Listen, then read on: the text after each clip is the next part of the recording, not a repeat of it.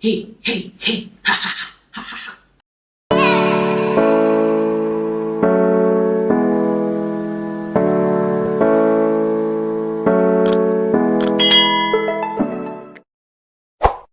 Hey dolls, welcome back to my channel. My name is Nkechinyere, but everybody calls me NK.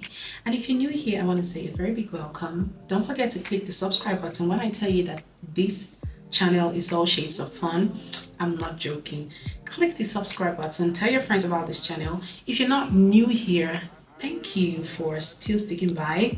I really appreciate all the support so far. So thank you, thank you. Thank you. Let me just jump right into what today's video is all about. Embracing my femininity.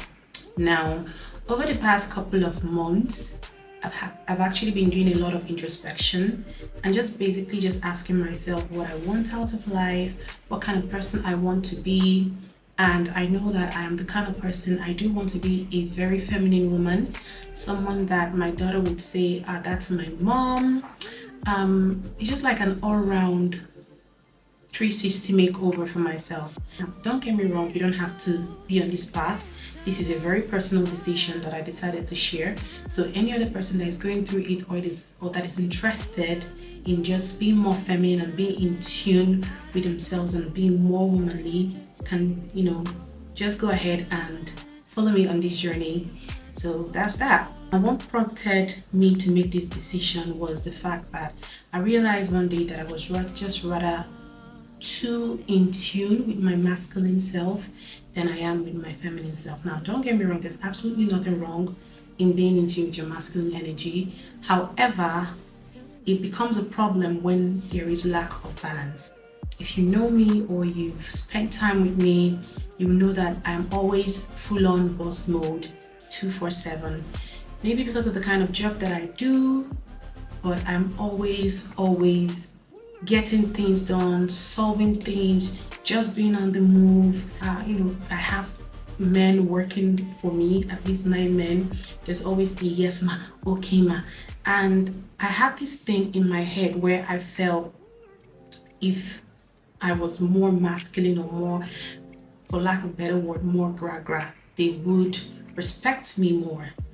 And because of the experience that I've had over the past couple of years in my business where I'm just so quiet and timid and they just joke around with you, I realized that the more I was more into my masculine energy, at least I got more respect. Now don't get me wrong, my workers are amazing. We have good vibes and all. But however, I realized that even after work, I would carry that energy into my personal life, and that was not right.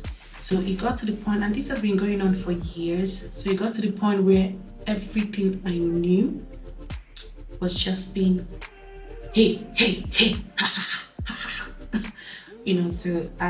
I realized that it was not something I wanted for myself. So I'll just share with you guys some of the things I've been trying to learn and what has been working for me so far. And one of the things I started doing is to lower my voice, to speak softly. And when I tell you guys it's been the hardest out of all the things I'm supposed to do, I am not even joking. Having to not rush my sentences, having to speak calmly, because every time I speak, it's always like, and come on, it's just not right. If that's you and that's who you want to be, I have no problems with it, but I don't want to be that person. Everything is not always fight. Everything is not always gra.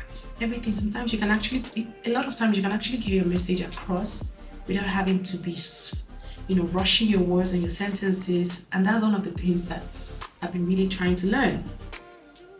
I also realized that the more I'm softer and just not quick to my words, the more I have time to think about what I want to say and pass my message the right way. It's also very important to know that when I say I was loud, I mean I would from upstairs scream someone's name. Like I was so loud, if I screamed your name, you would hear it at the end of the street, and I'm not even joking. So I had to stop that because, to be honest, not feminine or not, it's too ras and it's not something I want for myself.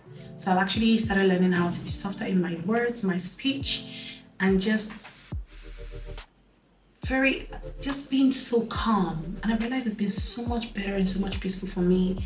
All that energy of fighting, rushing words, it doesn't get me anywhere. I won't lie, sometimes I still lose guard, but I always pick myself like 2 seconds later. I get myself together. I'm like, okay, this is not it. And I comport myself and I fix it right. Another thing I had to learn, which I wouldn't say this thing has been going on for 2 months. Started this one last year, is being intentional about my friends. For me right now, friendship is about quality and not quantity. I've actually never been one to have too many friends, but I try these days to surround myself with people that embody who or what I want to be or are on that journey.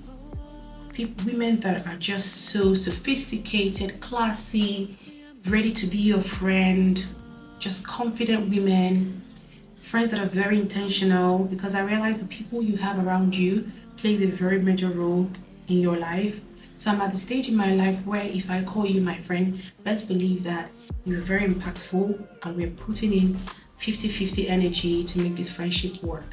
I'm very intentional about my friends, and I would like to say that they're very intentional about me. I love the women that are in my circle, and I love and appreciate every single one of them. So it's something I've been on a journey, just picking quality over quantity. It's easy to have so many people be your friend. It's easy to say, oh, this person is my friend, that person is my friend. But having people, quality people that would ride for you and you would do the same for them, that's an entirely different thing. So it all boils down to, like I said, my femininity embraces everything, not just fashion, even my life, my choices, and the friends that I keep are just as important and would elevate or bring me down. So I'm very intentional about women that help me and I can help them, and it's just like a very balanced circle. Another thing I've learned in my journey is my fashion. I'm at this stage where I've always been intentional about what I wear, but I'm actually putting in much more effort into my fashion, into taking care of myself. It's okay to be sexy. I do like to be sexy when I want to be sexy, but there's a thin line between sexy and nudity, and that is a line I don't want to cross. You can be sexy, you can be feminine without showing too much. You don't have to be naked to pass a message. You don't have to be naked to say, this is it, I have arrived. No. There are classier ways, there are elegant ways to be your best feminine self. It's one thing for you to be naked. There's a difference between people admiring you lustfully and people just admiring you because you look good and they want to get to know you. I'm not at the stage in my life where I'm wearing clothes for one man to be looking and lusting after me. The only lusting I want to be done is in the bedroom with my husband. Any other thing counts me out. I will look sexy, leave something to the imagination, smell nice, look good, let your accessories be great, let your hair be neatly done.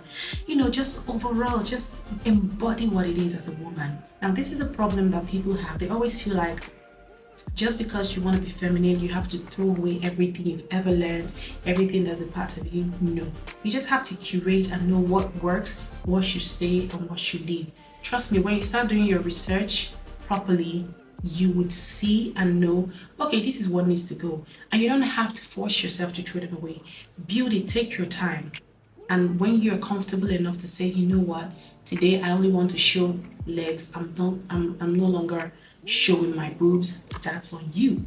So take your time and build and grow into the kind of woman that you want to be. Another thing I'm learning is self-care. I used to be the kind of person that would say, oh, I'm not going to braid my hair because this and that. I'm not going to do this frontal because I don't have anywhere to go.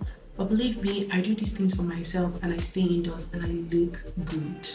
Yes, I like to get my nails done. I want to book my appointment. I want to book my wax session. I want to book my laser. I want to book my hair appointment.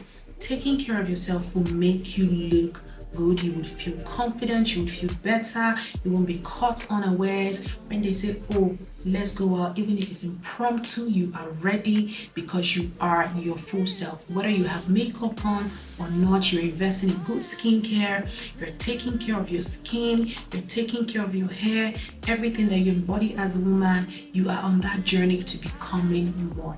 Believe me, it is never too late to do a 360 of your life. It is never too late to wake up and say, I am done being this person, I want to be better. You can always change. You can always decide that I don't want to be this anymore. I want to be a better woman. I want to change my life. No matter what age, 40, 50, 20, 30, you can always change. I'm 29 and I don't want to go into my 30s being the loud, noisy NK. It's just not who I want for myself. So I'm starting now because by next year, I'm going to be an entirely different and better version of myself without having to lose any of my qualities. I'm just going to take and remove what needs to be there or what does not. That's that. Another thing I've been learning is to speak less and to listen more. I realize that the less you speak, the more you get to know other people and the more you get to know who you're interacting with. It's very easy to keep talking and drown the noise of what other people have to say, which is also extremely rude because etiquette requires you to let other people speak. But if you're always speaking, you don't give room for other people to voice out their own opinion or say what they have to say because you're always talking and you just enjoy the sound of your own voice. So if not for anything, besides the fact that it's rude, it actually gives you room to learn about the next person. Just be observant, listen more than you speak. If you don't have anything nice to say, keep quiet, keep it moving. You don't have to address every gossip. You don't have to address whatever it is that was said about you. Be elegant, keep it classy, and keep it moving. So these are all the things I would say I've been learning and trying to infuse into my life. I would also be keeping you guys updated if you would like to see more feminine tips on this page. Like I said, I'm still on this journey, but if you'd like me to share more of it, let me know in the comment section. Also, don't forget to like, share, and subscribe. Please subscribe. Please, I really need to get to at least 1,000 subscribers before the year ends. 1,000 subscribers, please. It is not impossible. So I'm going to be very consistent. Let me know your video suggestions. I really appreciate all the love and support you guys have shown me so far. And I'll see you guys in my next video.